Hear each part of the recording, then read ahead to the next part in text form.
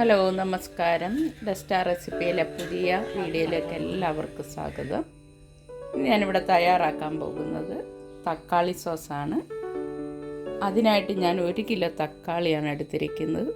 നല്ല പഴുത്ത തക്കാളി നോക്കി വേണം നമുക്ക് ഈ സോസിനായിട്ട് എടുക്കാൻ. വൃത്തിയാക്കിയെടുത്ത തക്കാളിയാണിത്, അതായത് നന്നായിട്ട് കഴുകി വൃത്തിയാക്കിയെടുത്തതാണ്. ഇനി നമുക്കിതൊന്ന് കഷ്ണങ്ങളാക്കി അരിയാം.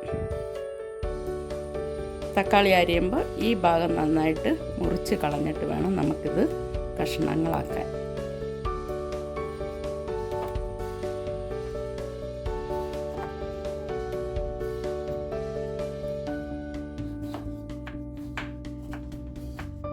അങ്ങനെ നമ്മുടെ തക്കാളി എല്ലാം അരിഞ്ഞെടുത്തിട്ടുണ്ട്. നമുക്കിതൊരു പാത്രത്തിലേക്ക് ആക്കാം.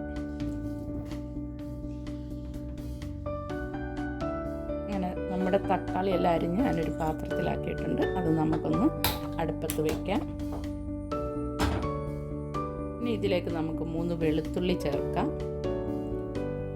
ഒരു ചെറിയ കഷ്ണം ഇഞ്ചി. ഇനിയും ചേർക്കാൻ പോകുന്നത് ഒരു ബീട്രൂട്ടിൻ്റെ ഒരു 1/4 ഭാഗം ഞാൻ കഷ്ണങ്ങളാക്കി എടുത്തിട്ടുണ്ട്. അതും കൂടി ഇതിലേക്ക് ചേർക്കാം. നമ്മൾ ഈ ബീട്രൂട്ട് ചേർക്കുന്നത് നമ്മുടെ സോസിന് നല്ല ഒരു കളറ് കിട്ടാൻ വേണ്ടിയാണ്. ഇനി ഇത് നമുക്കൊന്ന് അടച്ച് വെച്ച് വേവിക്കാം. ഒരു 15 മിനിറ്റ് വേകണം. ഇതൊന്ന് തുറന്നിട്ട് നമുക്കൊന്ന് ഇളക്കി കൊടുക്കാം.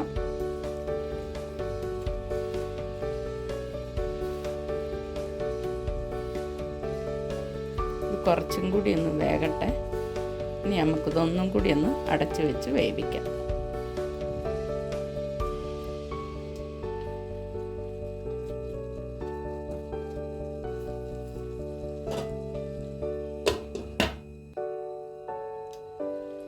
ഇതിലേക്ക് നമുക്ക് ഒരു സവാളയുടെ കുറച്ച് ഇതിലേക്കൊന്ന് ചേർക്കാം. ഇതൊന്ന് വേകട്ടെ.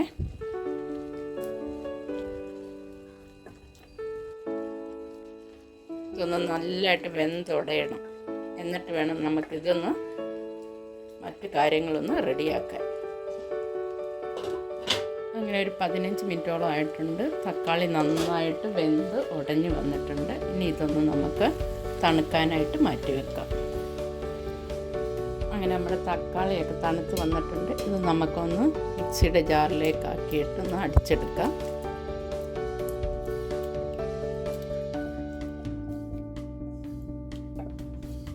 നമ്മുടെ തക്കാളിയൊക്കെ ഒന്ന് അരച്ചെടുത്തിട്ടുണ്ട്. നമുക്കിതൊന്ന് തരിച്ചെടുക്കാം.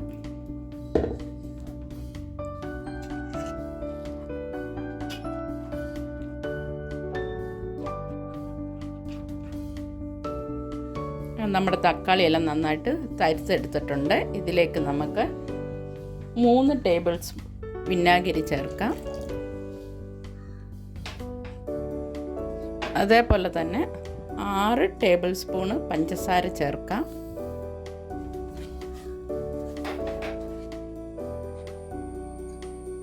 കാൽ സ്പൂണും മുളക് പൊടി, കുറച്ചുപ്പ്,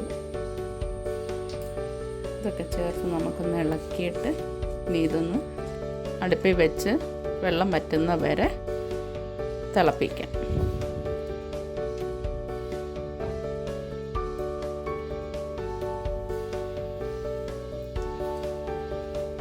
വെള്ളം വറ്റുന്ന വരെ നമുക്കിതൊന്ന് ഇളക്കിയെടുക്കാം.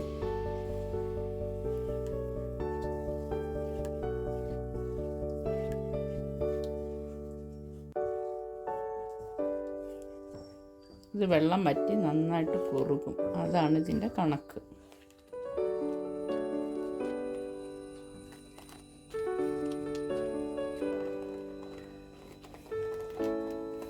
അങ്ങനെ നമ്മുടെ തക്കാളി സോസിലെ വെള്ളം എല്ലാം വറ്റി ഇതെല്ലാം റെഡി ആയിട്ടുണ്ട്. ഇതെല്ലാവരും ഒന്ന് ട്രൈ ചെയ്ത് നോക്കുക. എൻ്റെ ചാനലൊന്ന് സബ്സ്ക്രൈബ് ചെയ്യുക.